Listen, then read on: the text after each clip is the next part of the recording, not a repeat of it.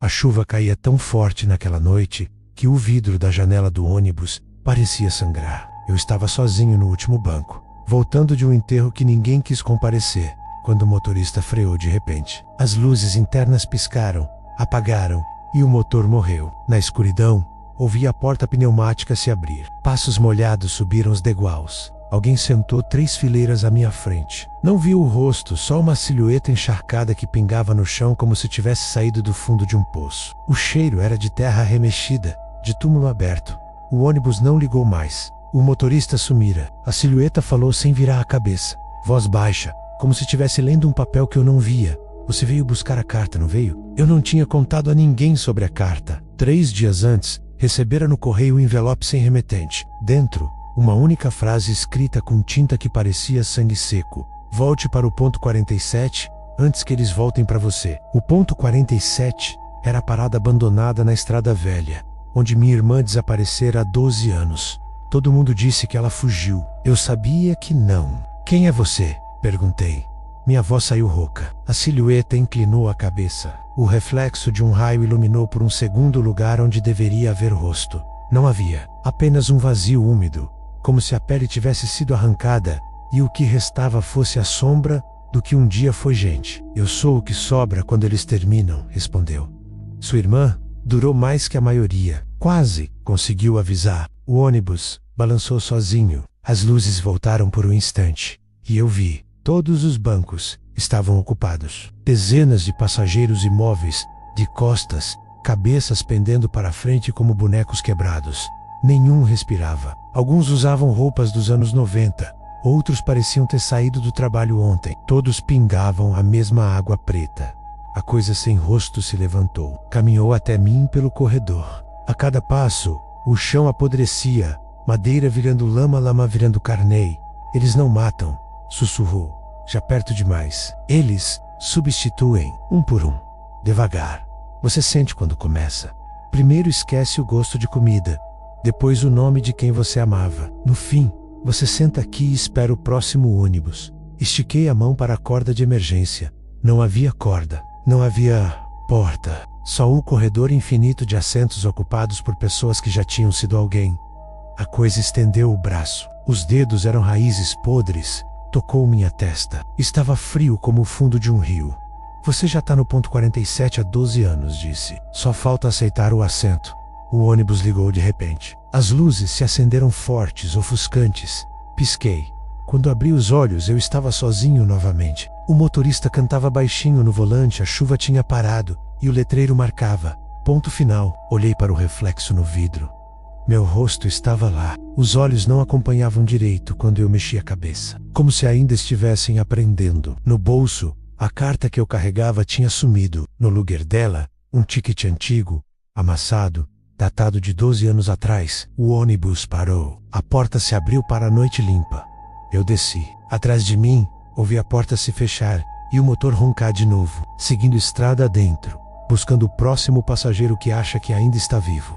A noite estava tão quieta que eu podia ouvir o próprio sangue batendo nas têmporas. O ponto 47 não existia mais. Só um poste torto e uma placa comida pela ferrugem. O asfalto terminava ali, engolido pela mata que cresceu onde antes havia casas. Minha cidade inteira parecia ter encolhido enquanto eu não prestava atenção. Pisei no acostamento. A terra estava molhada, mas não chovia há horas. O cheiro era o mesmo do ônibus. Túmulo aberto. Algo rangeu atrás de mim.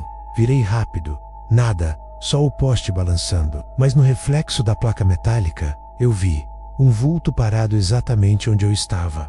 Só que não era eu. Era minha irmã, aos 17, com o mesmo vestido azul do dia em que sumiu. Ela sorria. O sorriso não cabia na cara. Corri. Entrei na mata sem caminho. Galhos arranhavam meu rosto, mas eu não sentia dor. Só um vazio gelado se espalhando pelo peito, como se o coração tivesse esquecido como bater. Corri até os pulmões arderem, até tropeçar numa vala antiga cheia de água preta. Quando me apoiei para levantar, minha mão tocou outra mão. Uma mão pequena, fria, de criança. Puxei. Era um menino. Tinha uns 7 anos, rosto inchado de afogado, olhos leitosos. Ele abriu a boca e falou com a voz da minha mãe. Você demorou. Filho. Gritei e joguei o corpo para trás. Quando olhei de novo, a vala estava vazia. Só minha mão suja de lama preta, que cheirava a mofo e metal. A mata parecia diferente. As árvores estavam mais próximas, troncos retorcidos formando arcos. Reconheci o lugar. Era o caminho que minha irmã fazia todo dia para a escola. Só que agora, as árvores tinham rostos. Rostos de gente que eu conhecia. O padeiro, a professora de matemática, meu melhor amigo do primário. Todos com os olhos costurados por cipós. Uma voz surgiu de dentro de mim. Você sempre soube que não era o original.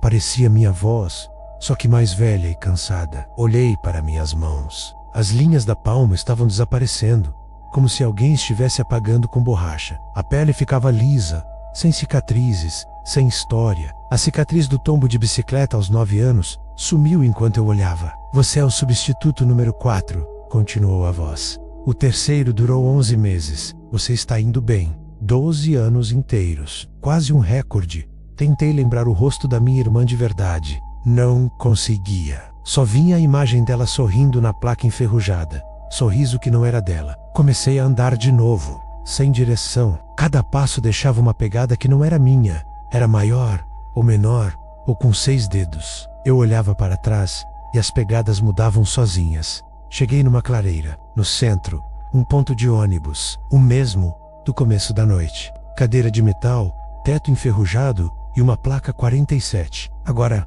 tá cheio de gente esperando, todos de costas. Uma mulher virou. Era eu. Quer dizer, era o que eu seria daqui a 20 anos. Cabelo grisalho, olhos fundos, o mesmo casaco que estou usando agora. Ele sorriu com pena. Senta, disse. Seu turno acabou. Eu recuei, tropecei. Caí sentado num dos bancos sem querer. O metal estava ardendo, quente como carne viva. O outro eu se aproximou, tirou um ticket do bolso e colocou na minha mão. O papel queimava. Agora você entende por que ninguém nunca encontra os corpos, sussurrou. Porque os corpos nunca saem do ponto. Eles só trocam de lugar. O ônibus chegou sem barulho. Portas abertas. Motorista sem rosto. Todos os passageiros se levantaram ao mesmo tempo e entraram em fila. Reconheci cada um. Eram as versões antigas de mim mesmo. Criança, adolescente, adulto, todos com o mesmo olhar vazio que eu devia ter agora. O último na fila era eu, aos 29, exatamente como estou agora. Ele parou na minha frente. Levanta, disse. Tem gente esperando lá fora, gente que ainda acha que é real. E eu me levantei, mas meu corpo se moveu sem eu querer. Entrei no ônibus. Sentei no meu lugar favorito, na última fileira. As portas fecharam. O ônibus começou a andar. A clareira sumiu. A estrada apareceu de novo, limpa, iluminada. A chuva voltou. Olhei para o vidro. Meu reflexo sorriu sozinho. No bolso, o ticket novo. Data de hoje. Lá fora, na beira da estrada, vi um homem parado, encharcado, olhando o ônibus passar. Ele parecia perdido. Parecia comigo. Acenei. Ele acenou de volta, sem saber por quê. O ônibus acelerou. E eu finalmente entendi o que minha irmã tentou me dizer na carta que nunca chegou a escrever. Não é que eles nos levam, é que nós nunca saímos. Só trocamos de assento quando o próximo acredita que ainda tem escolha. O ônibus não parava mais em lugar nenhum. As janelas agora eram espelhos negros. Do lado, do fora, só o reflexo de dentro. Centenas de versões minhas sentadas, de pé, encostadas nas paredes, todas olhando para mim como quem espera um erro. O motor fazia um som que não era motor. Era um coro de respirações presas, milhares de pulmões que esqueceram como soltar o ar. Eu estava de pé no corredor, segurando o corrimão. Minhas mãos tremiam, mas não eram minhas mãos. Eram as mãos de alguém que já desistiu de tremer há muito tempo. Uma criança, eu com 7 anos, se levantou e veio até mim. Vestia o pijama do dia em que quase morri engasgado com uma moeda. A moeda ainda estava lá, visível na garganta, brilhando como um segundo coração. Você lembra do que prometeu para a mamãe naquela noite? Perguntou a criança com minha voz de 7 anos. Eu lembrei. Eu tinha jurado que nunca ia deixar ninguém da família desaparecer. Eu quebrei a promessa no mesmo instante em que aceitei ser o próximo da fila. A criança sorriu com todos os dentes de leite. Quebrou de novo, ele disse. Fica mais fácil, depois do segundo. Ele estendeu a mão com a moeda quente. Engole. Eu não queria, mas meu corpo fez a escolha. A moeda desceu queimando, raspando a garganta. Caiu no estômago como uma âncora. Senti o peso me prender ao chão do ônibus para sempre. O veículo freou. As portas se abriram para um lugar que não existia no mapa. Uma rodoviária coberta de limo, com guichês quebrados e relógios parados, às 3h17. O cheiro era de urina velha e flores mortas. Todos os passageiros desceram. Eu também. Meus pés obedeciam a outra coisa. No saguão, havia um balcão de achados e perdidos. Atrás dele, uma mulher idêntica à minha mãe, mas com os olhos costurados por linha preta. Ela sorria, como quem costuma sorrir. Nome? Perguntou. Eu abri a boca. Nenhum som saiu. Ela consultou um livro grosso, páginas de pele, letras feitas de cabelo. Achamos, disse, satisfeita. Você estava aqui desde 2013. 12 anos é tempo demais para um único turno. Parabéns. Ela abriu uma gaveta e tirou um envelope. O mesmo envelope que eu recebera 3 dias antes, só que agora estava inchado, pingando água preta. Entregue isso ao próximo, falou, colocando na minha mão. Mas antes, escolha. Ela virou o livro para mim. 2 colunas. À esquerda, nomes riscados, datas antigas. À direita, nomes ainda não riscados. O meu estava no topo, com a data de hoje ao lado. Abaixo do meu nome, outro Clara Menezes, minha filha. Ela tem 6 anos. Você pode riscar o dela agora, disse a mulher com a voz da minha mãe. Ou pode esperar ela crescer e fazer a escolha por ela. A maioria dos pais prefere esperar. Dizem que dói menos. Eu olhei para o envelope na minha mão. Dentro, senti o papel se mexer sozinho, como se tivesse vida. E se eu não entregar? Perguntei, com a voz rouca, mas firme. A mulher deu de ombros. Aí a gente entrega por você. Mas aí ela vem direto. Sem carta, sem aviso, sem os 12 anos de bônus que você teve. O silêncio da rodoviária era tão grande que eu ouvia o relógio tentando andar para trás. Eu abri o envelope. Dentro, não havia carta. Havia um espelho pequeno, daqueles de bolso. Olhei. Não era meu rosto. Era o rosto da minha filha, aos 6 anos. Olhos arregalados, boca aberta num grito que não saía. No reflexo, ela estava dentro do ônibus, sentada no meu lugar, segurando o mesmo envelope. Eu virei o espelho rápido. O grito ficou preso no vidro. A mulher sorriu com todos os dentes da minha mãe. Você já escolheu, disse. Só falta assinar. Ela empurrou uma caneta feita de osso. A ponta era um dente de leite. Eu assinei. O envelope se fechou sozinho. As portas do ônibus se abriram atrás de mim. Eu entrei. Sentei no meu lugar de sempre. O ônibus arrancou. No vidro, o reflexo da minha filha acenou adeus com a mãozinha pequena. Eu acenei de volta, e pela primeira vez em 12 anos, eu chorei. Mas as lágrimas não eram minhas.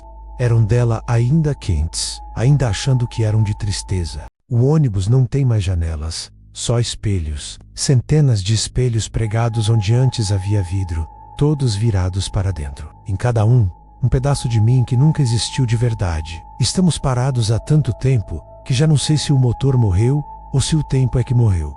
A porta permanece aberta. Ninguém entra, ninguém sai. Só o silêncio engolindo o que resta de nome. Eu carrego o envelope no colo. Ele pesa como um filho dormindo. Há quanto tempo estou aqui? Meses? Anos? A noção de calendário se desfez junto com a pele das minhas mãos. Só sobrou osso polido, brilhando como mármore de túmulo. De vez em quando, uma das versões minhas se levanta e caminha até a porta. A rodoviária continua lá, vazia, relógios ainda marcando 3h17. Então a versão volta, senta e outra toma o lugar. É assim que passamos o turno, esperando quem nunca vem. Eu sei que é o meu fim quando a criança de pijama, eu aos 7 anos, senta do meu lado outra vez. A moeda na garganta dela agora é de ouro. Brilha como um sol pequeno.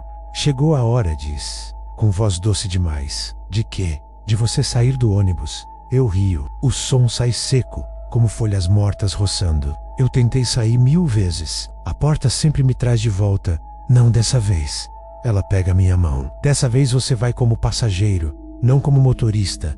Ele me levanta. Meus ossos rangem como portas velhas. Caminhamos pelo corredor. Os outros, eles não olham. Estão ocupados demais olhando para si mesmos nos espelhos, procurando o que perderam. Chegamos na porta aberta. Lá fora, a rodoviária mudou.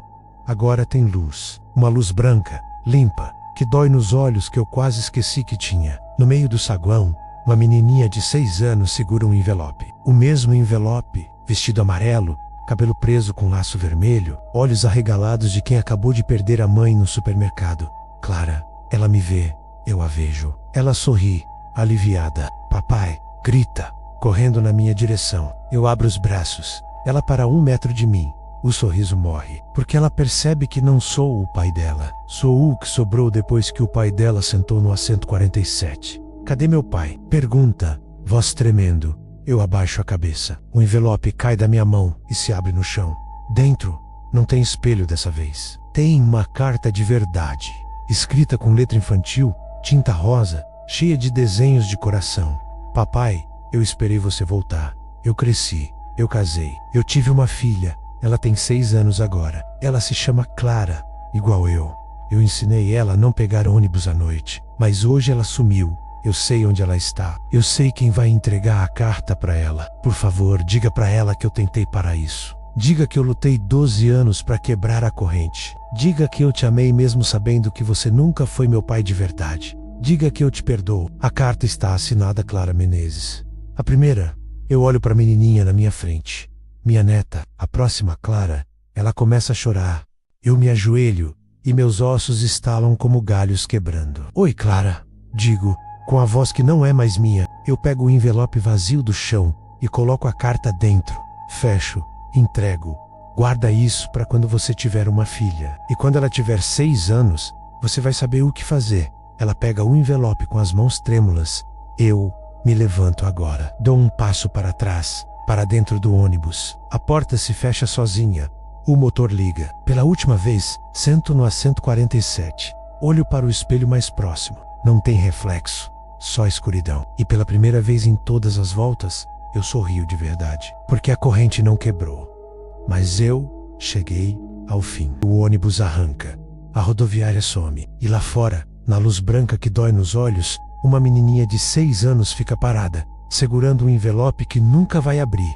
Ainda não. Mas, um dia, vai. E quando abrir, vai entender que o ponto 47 não é um lugar. É uma promessa que todo mundo cumpre. Menos um. Eu, o último que não precisa mais descer.